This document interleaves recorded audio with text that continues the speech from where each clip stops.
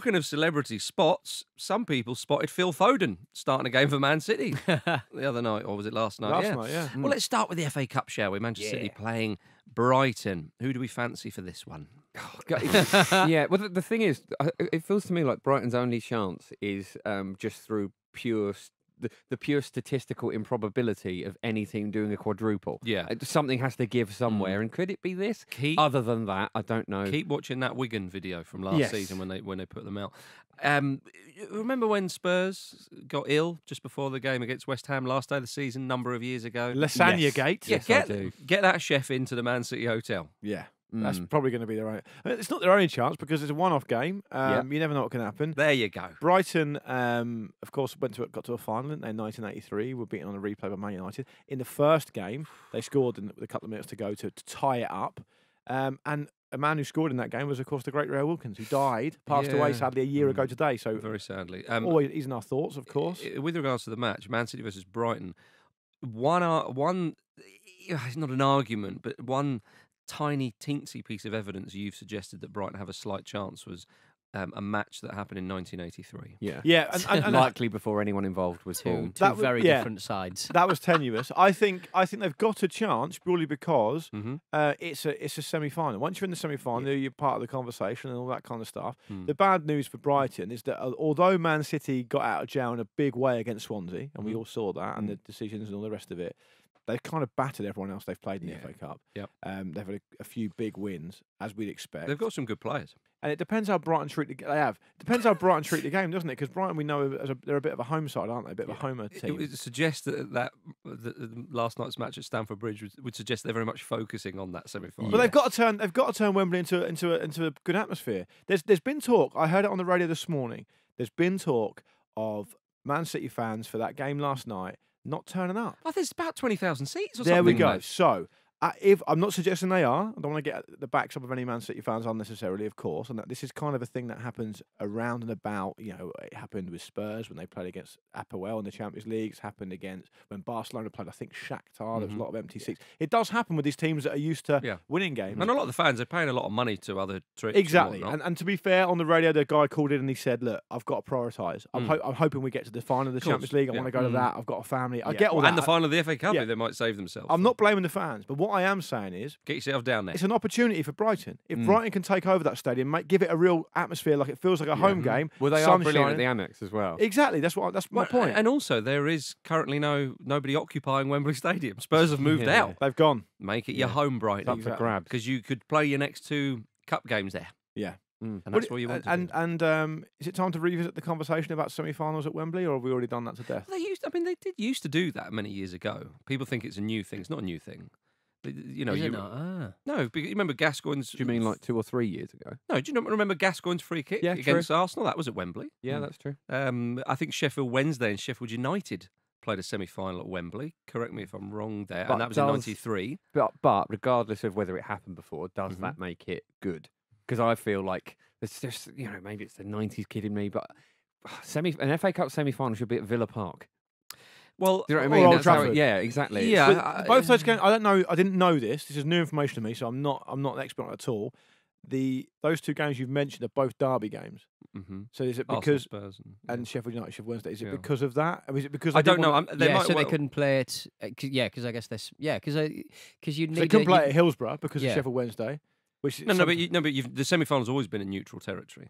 It's Leyland Road was one between Villa and Chelsea, I think. You know, Villa Park, Arsenal, Manchester United when Giggs took his. That's what we're saying. Yeah. So both of those games you mentioned, they're both from teams that where it would be a derby. It'd be a derby where the teams are quite close to each other. So they'd have to play somewhere else, wouldn't they?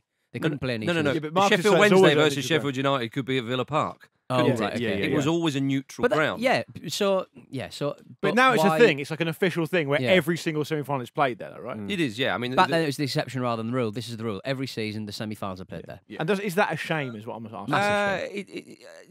In terms of the actual venue, and in terms of you play there and then you play again, I personally. Newcastle-Chelsea semi-final was played there, off the top of my head. Rob Lee scored a thumping header. But Gus Poyet scored the winner. That's not a derby match. So it's happened before. My feelings is that it's can be quite a long trip. In the example of that Newcastle, it's a long journey. Not for Chelsea, it's not. So somewhere like Villa Park is a little bit more central in the country, or Old Trafford and whatnot. Do you take that into account?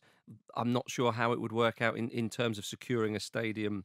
We're looking at fixtures, looking at who's playing, and so on and so forth. I suppose you need an ounce of that if you've got a neutral ground. So I'm okay with it, but I totally understand why fans. Is it just Premier League grounds just not wanting to get involved? There could be that. I mean, there's policing issues. There's expenses like that. No, it originally came from Wembley needing to pay. Need to service it. Also, as well, I suppose that the people need to think about fans of, in particular, Brighton, Watford, and Wolves.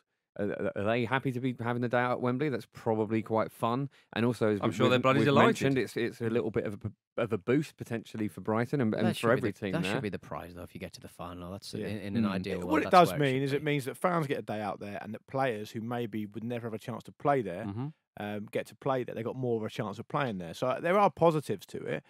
I'm just wondering whether we're being overly sentimental by saying, Villa Park and Ellen Road and Old Trafford and all these places, all these great games in the past. But as you rightly say, Marcus, I mean, it's happened before. So anyway, it was just a digression that kind of got a bit carried away. Yeah, but the important thing for Manchester City is Kevin De Bruyne is back.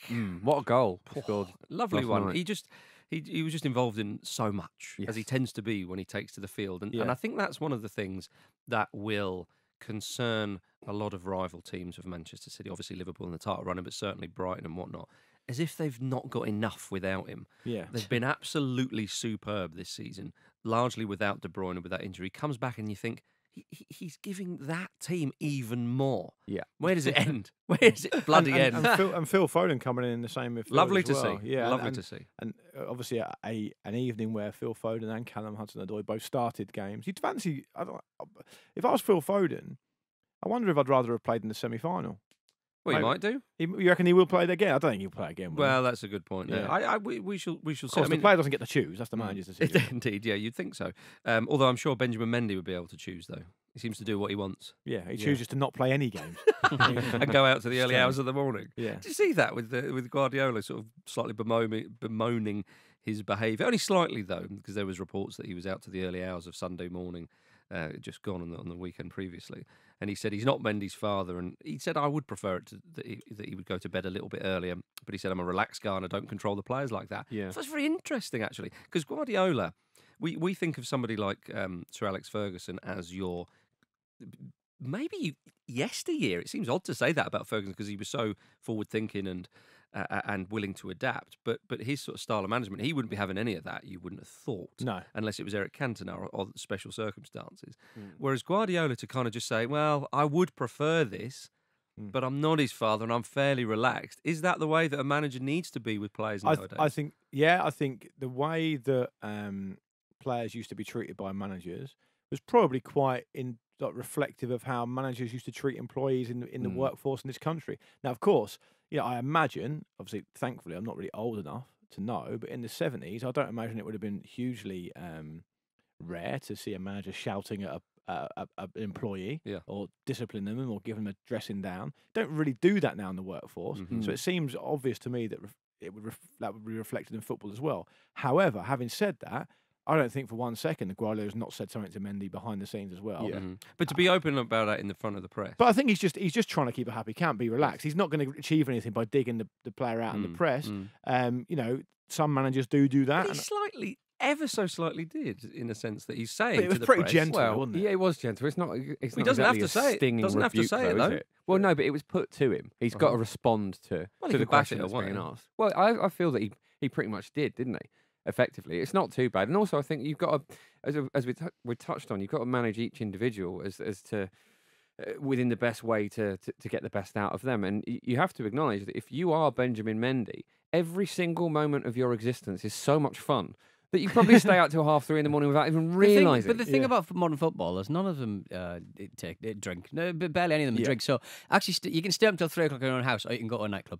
I don't have a problem with it. Let's go way up north to Newcastle. They're at home to Crystal Palace in the Premier League. We are doing a show in Newcastle. We are, but not Crystal Palace. They became the first team ever to lose a match at the Tottenham Hotspur Stadium. They did.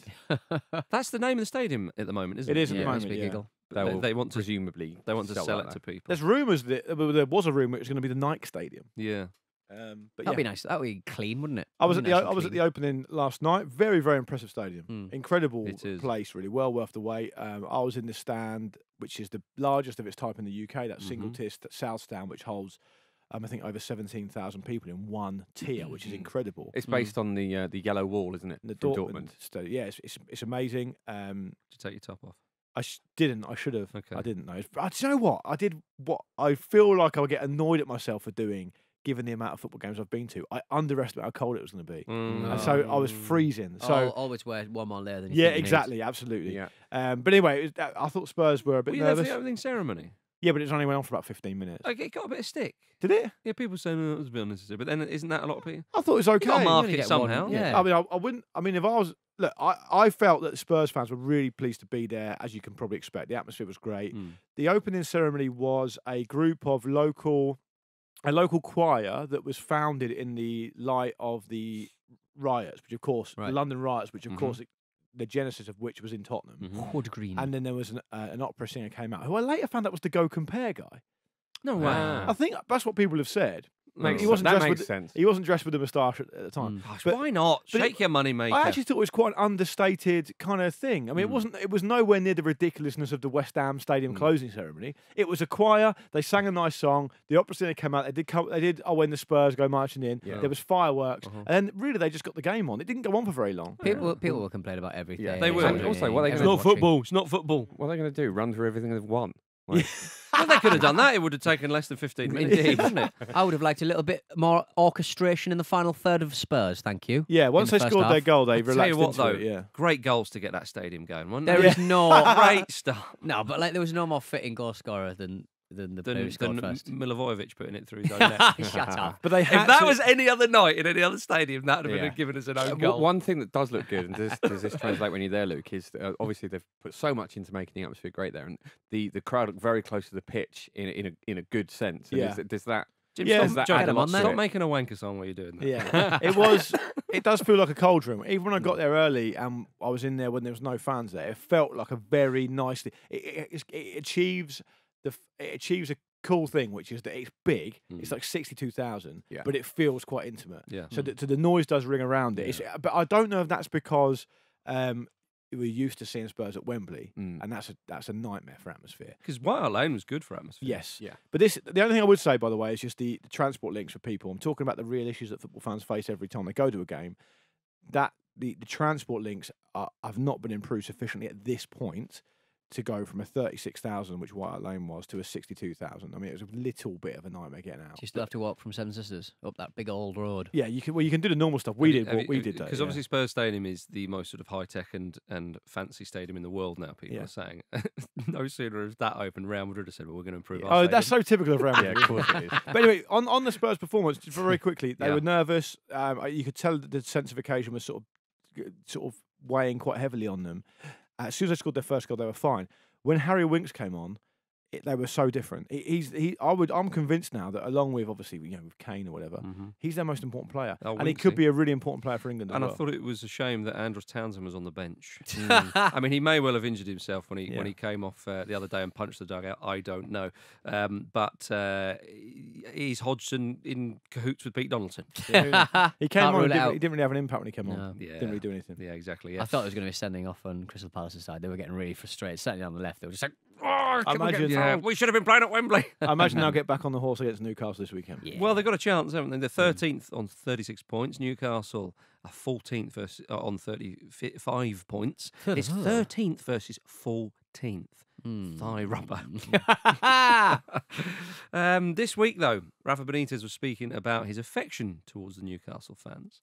And then he bemoaned the lack of investment in the team, particularly in attack. And I Isn't that thought, every week? same as it ever was. What else could he do at this point? Hasn't that sentence been in the running order every week since Yeah. the season Yeah. started? I hate to mention it again, Yeah. but Bye. Perez was signed for 1.5 million about 5 seasons ago. And he's Yeah. returned that investment. He's returned. He has returned. He's that actually done investment. all right. He has done He's all right. done all right. Rafa, gets- how do you feel the season's going? I mean, we're doing okay. However, I hate to cannot sound like express this enough. God, I hate to sound like a broken record. I really want to stay. Yeah, I want to say something else. I really want to say something else, but I just feel at the moment I can't.